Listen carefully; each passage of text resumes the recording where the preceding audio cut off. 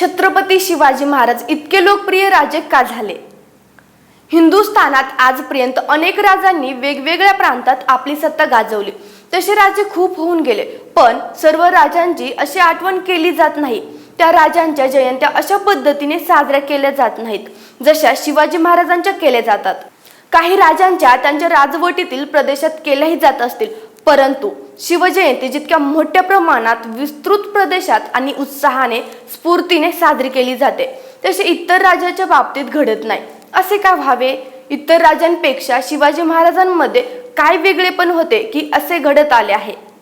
हिंदुस्थानच्या इतिहासात होऊन गेलेल्या सगळ्या राजांमध्ये फक्त आणि फक्त छत्रपती शिवाजी महाराज इतके लोकप्रिय का झाले? इतर राजांचे लोक का स्मरण करीत नाहीत? याचे उत्तर इतिहासात शोधल्यास मिळते. शिवाजी महाराजांच्या कार्याचे आणि राज्याचे इतर राजांच्या कार्याहून आणि राज्याहून सर्वात ठळक वेगळेपण कोणते? महाराजांचे कार्य आणि महाराजांचे राज्य त्या राज्यात राहणाऱ्या सर्वसामान्य माणसाला म्हणजेच रयतेला आपलेसे वाटत होते. महाराजांचे कार्य हे आपले कार्य आहे असे त्या काळातील रयतेला वाटत होते. शिवाजी महाराजांसाठी त्यांचे सहकारी आणि त्यांची रयत महाराजांच्या कार्यात सर्वस्वाचा त्याग करीत सहभागी होत. शिवाजी महाराजांनी असे काय केले होते की रयतेला त्यांनी आरंभलेले कार्य आपलेसे वाटत होते? इतर समकालीन किंवा मागे पुढे झालेल्या राजांना जी रयतेची निष्ठा मिळवता आली नाही ती शिवाजी राजांना काय मिळाली? इतर राजे रयतेशी म्हणजे लोकांशी वागत ती रीत आणि शिवाजी महाराज रयतेशी वागत ती रीत यात जो फरक होता त्या फरकात या प्रश्नाचे उत्तर आहे. त्या काळी गावे स्वयंपूर्ण होती. गावाची एक यंत्रणा होती. पाटील, कुलकर्णी, 12 बलुते होती. ते गाव चालवित होते. राज्य बदलले तरी या गावगाड्याला फरक पडत नव्हता. वतनदार हे लोकांकडून भरमसाठ वसुली करीत होते. रयतेवर अन्याय करीत होते. त्यांच्या विरुद्ध दाद मिळत नव्हती म्हणून कुणी मागतही नव्हते. राज्य बदलली तरी कुलकर्णी, पाटील, वतनदार, देशमुख, जहागीरदार तेच असत.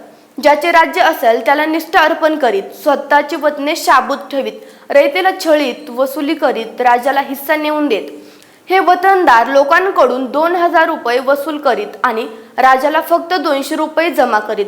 जोवर छळ चालू होता तोवर रयतेला आपल्याकडून वसूल केलेला पैसा व माल वतनदार कोणत्या राजाला नेऊन देतात व किती देतात ह्याच्याशी रयतेला कर्तव्य नव्हते. या सर्व वतनदारांचे गावात मोठमोठे घरे, राजवाडे असत.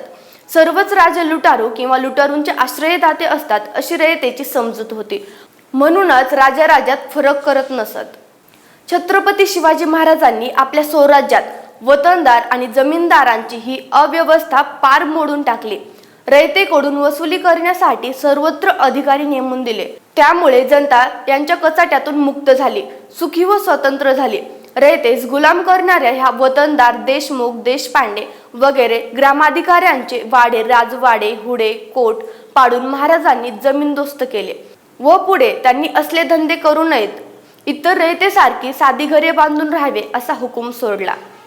त्या काळी महिलांच्या अब्रूला, विशेषतः गोरीगरिबांच्या महिलांच्या अब्रूला किंमत नव्हती.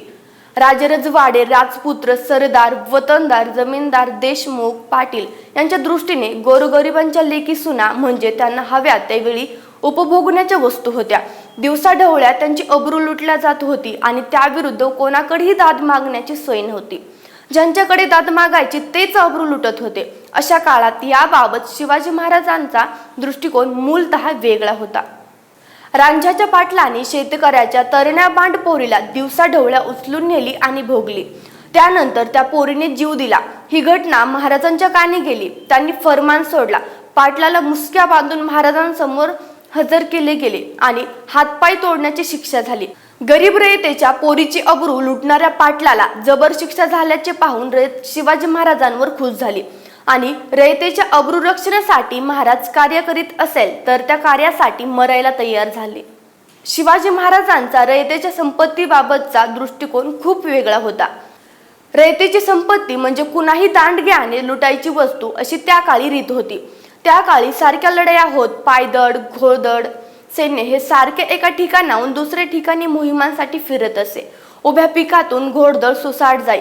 वर्षभर राबून घामाने पोसलेले अन्न हातातोंडाशी आलेले तयार पीक नेस्तनाबूत होई. ज्याच्या राज्यात राहतो त्याच राजाचे सैन्य असे करीत असे, मग तक्रार कुणाकडे करणार? असे बेलगाम वागण्याची सैन्याला मुभा होती. अशा काळात शिवाजी महाराजांनी सेनेला आदेश दिले की कोणत्याही मोहिमेवर जाताना कोणत्याही सैन्याच्या तुकडीने शेतकऱ्याच्या उभ्या पिकातून जाता कामा नये. यामुळे शिवाजी राजांची रयतेच्या पिकांची काळजी घेणारा राजा म्हणून प्रतिभा निर्माण झाली. सैन्याचा आणि सरदारांचा एखाद्या गावी मुक्काम पडला तर सैन्यातील घोड्यांची दाना वैरण गावातील रयतेकडून घेतली जाई. सैन्याचा सर्व पाहुणचार गावातील लोकांनाच करावा लागत. गावातील वतनदार, पाटील आणि कुलकर्णी गावातील ज्यांच्याकडे जे असेल ते काढून घेऊन मुक्कामास आलेल्यांची बडदास्त ठेवी.